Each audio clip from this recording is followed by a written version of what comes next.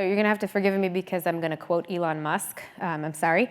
But he is one person that is not in agreement with this being a model for privacy and security. He called the integration creepy spyware. What's your response to that? Don't care? That's his opinion. Okay. I mean, I'm not... Yeah, obviously I don't think so. We don't think so. Mira, thank you for being here with us. I know you must be a little bit busy. So I have like a gazillion questions for Mira, but we have 20 minutes, so I just want to set everybody's expectations. We're going to stick to a few topics, including some recent news and some areas that Mira oversees as CTO. And hopefully we can dive into some of those.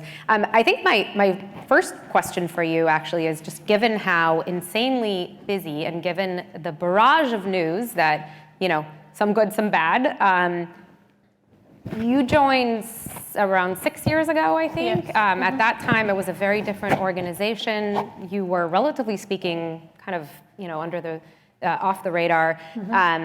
Do you ever miss those days of being able to be heads down and doing the work?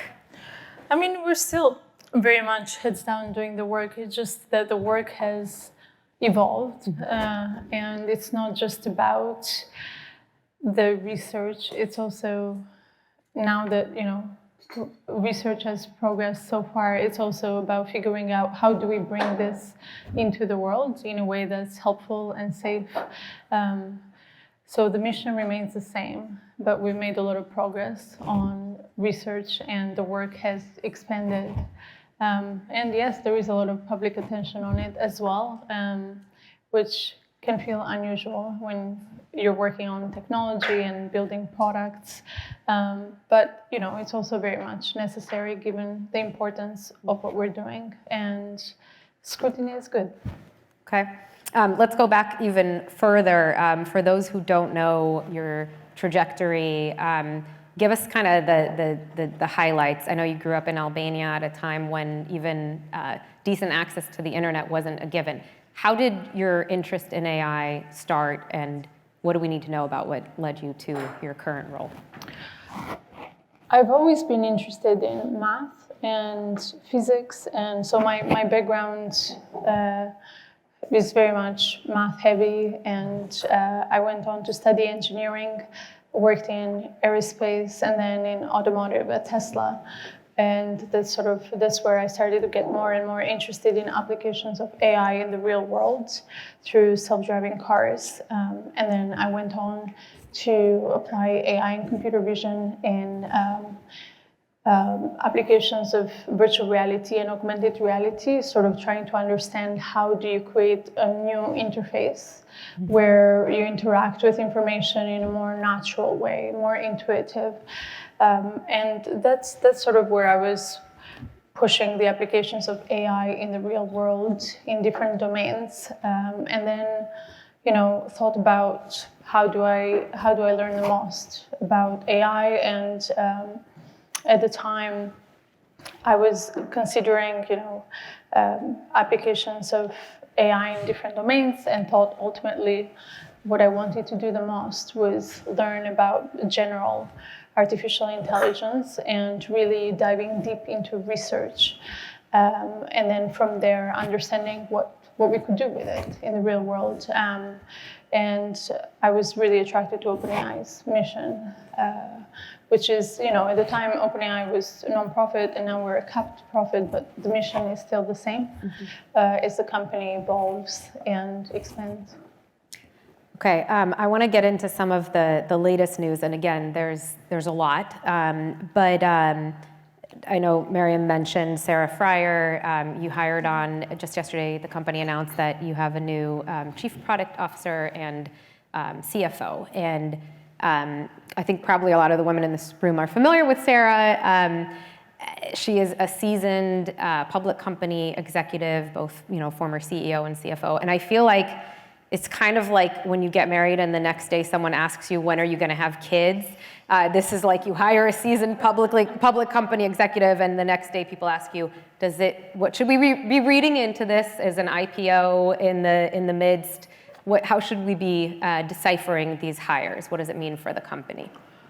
What it really means is that we're, in this next phase of the company where we're serving hundreds, millions of users and developers and companies out there, and we need to have the most competent and best executives helping us grow in this next phase of the company. And we're very excited about Sarah and Kevin and the skills and the leadership they're bringing to the company. Okay. I had a feeling you wouldn't say anything about the IPO. So I want to talk about the news with Apple. I'm guessing everybody saw this, or you wouldn't live in this area. But so help us unpack a little bit, from a technology perspective, just how differentiated and significant this is. I know Apple, and this is Apple, not OpenAI, but Apple referred to it as the most advanced security architecture ever deployed for cloud AI compute at scale.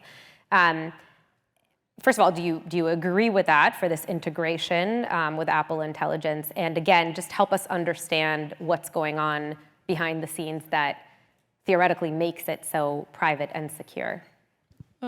So the partnership with Apple we're super excited about it because it's such a great opportunity for us to bring our technology to as many people out there as possible in a very seamless way where, they don't have to switch devices. They can interact with, the technology comes to you in the best way possible and safest way possible. And the partnership with Apple is very aligned. We care very deeply about privacy and safety of our products and how we develop the technology and how we ultimately deploy it. So that's very much, we're very much in alignment, and it's going to push us forward in a better direction. So Apple obviously has been known for taking a privacy and secure approach to rollouts. Do you think that for people who have anxiety about interacting with Gen AI products, not just ChatGPT, do you think that this kind of helps push in that general direction of more trust ultimately? We have to do a lot to build trust around AI in general, right? There are so many aspects to it. And I think this partnership is hopefully, something that moves the needle in the right direction as we bring AI into so many products and different integrations. And specifically with our partnership, people can log into ChatGPT or through their Apple account, and we each have, the product policies that apply to either ChatGPT or Apple. But we both strongly believe in privacy and safety of the products. We will not be logging information through the Apple accounts. But when people log in on ChatGPT, then we will be and they have not specifically opted out from us being able to look at the data. Then in those cases we will be looking at the data, and when people have specifically opted out, then we will not be looking at the data. More broadly, we do not train on any customer data in general. Or other or data where people have specifically opted out. And by the way, on that note, the fact that the models can't train on the user data of Apple OS users, is that a downside here to pushing forward the ability for these models to keep training? That's a lot of data. Look, the reality is that we have to do the right thing for the users, and it's very important that people are trusting the technologies and the products in which they're deployed. And it's important for people to have control over their data, how it's used, and very, very important for them to understand how it's used and where it's used. So that comes first, and that's a priority, regardless of the impact that it has in how much it drives the technology forward or not. So you're going to have to forgive me because I'm going to quote Elon Musk. I'm sorry, but he is one person that is not in agreement with this being a model for privacy and security. He called the integration creepy spyware. What's your response to that? Don't care. That's his opinion. Okay. I mean, I'm not. Yeah, obviously I don't think so. We don't think so, and we care deeply about the privacy of our users and about the safety of our products and how we're developing and deploying this technology. Our track record in deploying the technology safely is very strong. We've done that with GPT-3, 4. We're doing the same thing with 4.0 right now, and we're trying to be as transparent as possible with the public and communicate how we're making decisions. We have a preparedness framework that shares how we think about frontier models and our approach to safety there. And we will continue to be transparent through the preparedness framework, through things like the spec, where I don't think anyone else has such a developed and transparent framework for what happens with model behavior. It's, from the high-level rules all the way to very technical decisions and how complex they are.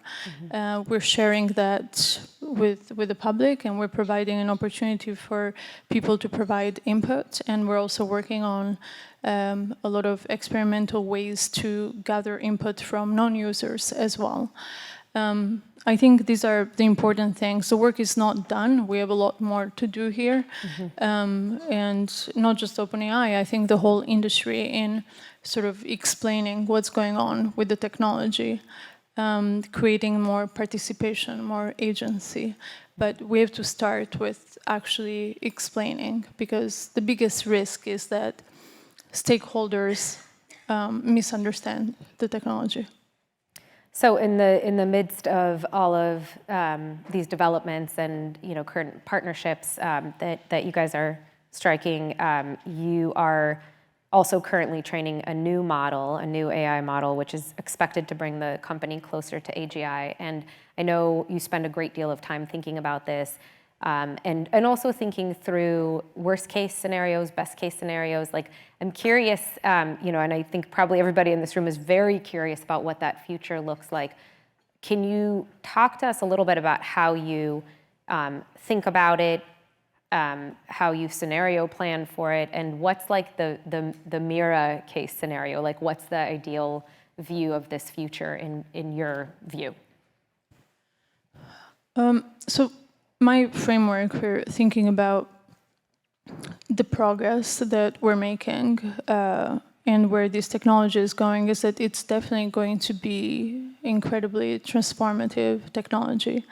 And it requires a lot of work, not just from the companies that are developing and deploying these technologies, but also from other stakeholders like civil society, media, governments, regulators, the general public, people in every domain.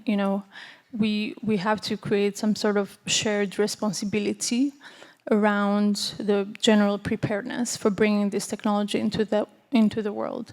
But in order to have shared responsibility, we need to understand it, and we need to make it very accessible. And so we've been focusing on these last two parts, making it accessible, engaging with people, educating various stakeholders on what the technology means, what it's capable of. The most recent thing we did was the release of GPT-4.0, which is our Omni model.